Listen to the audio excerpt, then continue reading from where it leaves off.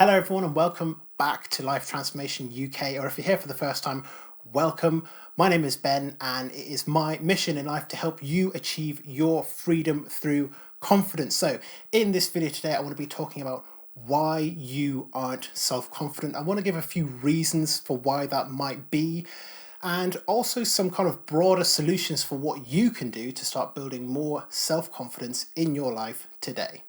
So if you're excited to learn a little bit more about how to gain more self-confidence in your life and also why you might not have as much self-confidence as you want, then I would really appreciate it for you to hit the like button down below, because it really helps to support the channel and it really helps with the video reach. So I would be, of course, massively grateful if you could do that. But let's jump into the video and talk about why you aren't self-confident. Now, before I go too much into it, I should say that this is going to be a very broad video because, of course, I don't know your individual situation, and there's a lot of factors that go into whether or not you have certain levels of confidence, and I am going to be going into some of those factors in this video today, but I won't be able to cover everything because this video is not a psychological diagnostic tool, so it can't really be used in that way. What I'm talking about are just kind of the broader reasons why you might be struggling with self-confidence, and then talking about how to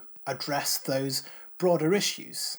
Okay, so jumping into what I believe is the first main reason why people struggle with self-confidence is because there are a lot of really unhelpful confidence stereotypes. So if I were to ask you about a kind of who you think might epitomize self-confidence, and you might pick some kind of movie hero, someone like James Bond or Black Widow or Tony Stark from any of the Marvel movies, you would pick people like that because they have that confidence about them in different ways, but they have that confidence about them. And I really think that that kind of stereotype for confidence is what puts so many people behind, because you get people who first of all fall into the fake it till you make it camp, and I'm definitely not a part of the fake it till you make it camp. And that's something that I will address in another video soon. But to get to that kind of level of confidence that's portrayed by those famous characters, you really do have to initially fake a lot of it. And I just don't think that it really characterizes what actual confidence is. And there are other issues behind that. I have especially an issue with people referring to James Bond as confident. And yes, granted, he is a very confident person. He's also a sociopath. And that's one thing that we can't forget. James Bond is very mentally unstable. He has to be to do the job that he does. And this isn't a character study into James Bond, but that's just one of the reasons why these particular stereotypes might be so unhelpful, because you have these movie characters where they are so confident and they always have something deeper that kind of undercuts that confidence. So for James Bond, it's the fact that he is clearly a psychopath. For someone like Tony Stark, even though he does progress through the movies, I suppose, he does have that underlying level of narcissism, and that is not what confidence is at all. And I could go on and on into different movie characters and the kind of unhelpful stereotypes of confidence and what problems underlie that, but I don't want to kind of keep going in on a point that's already been made. So that's one of the reasons why I think that a lot of people are lacking in self-confidence, is that we compare ourselves to these massively exaggerated standards or stereotypes of confidence, and these are standards that a lot of people, most people, will not be able to reach, because it's not what confidence means to them. It's what confidence is supposed to mean to broader society. But confidence means something else for every individual person. Okay, so I think the second reason why people struggle with self-confidence is the entire idea that self-confidence is some kind of end state or some kind of point that you get to in your life where you are just confident 100% of the time, or at least the majority of the time. And that is also a very unhelpful way to think about confidence, because it isn't really an end state at all. It's something that kind of happens to you along your journey. You become more self-confident, but you never reach a point where you kind of cap out, where you reach kind of the destination. There's a finish flag which says welcome to confidence land or something stupid like that.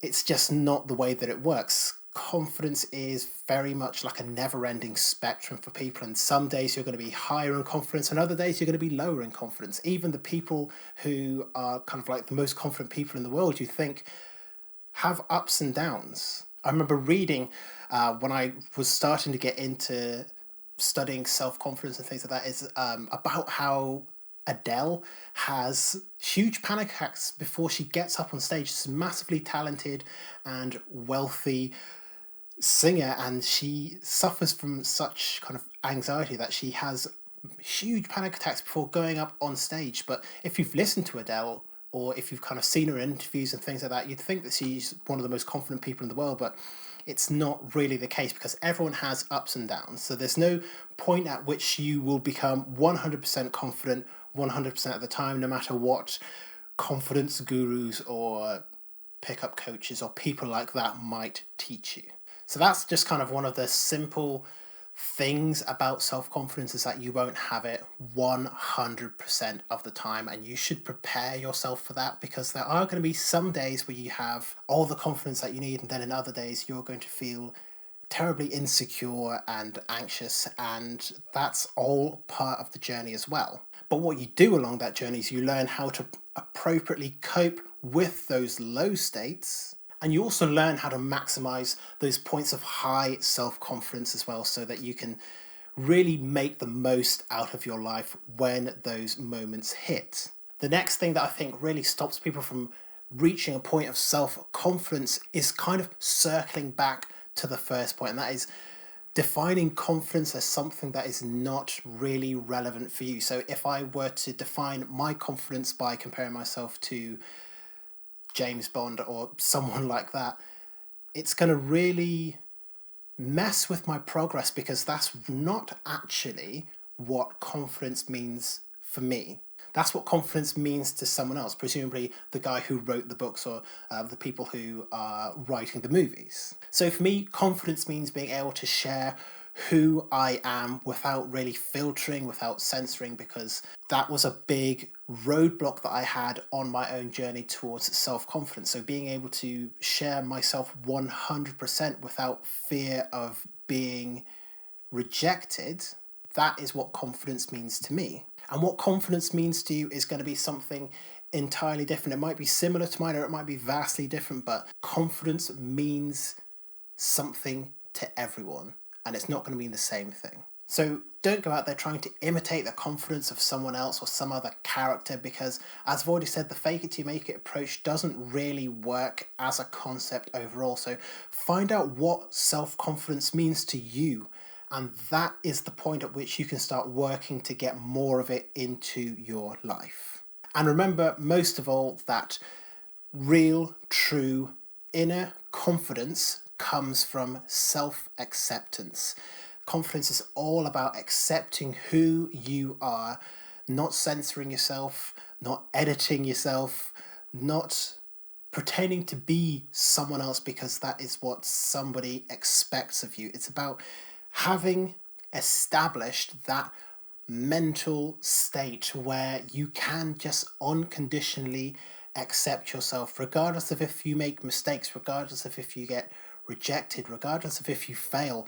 Being able to accept yourself and who you are, that is what makes a person confident. So I hope you have enjoyed this video. I hope you found it useful to go through kind of some of the reasons why you aren't self-confident, why you might not be as confident as you would like to be.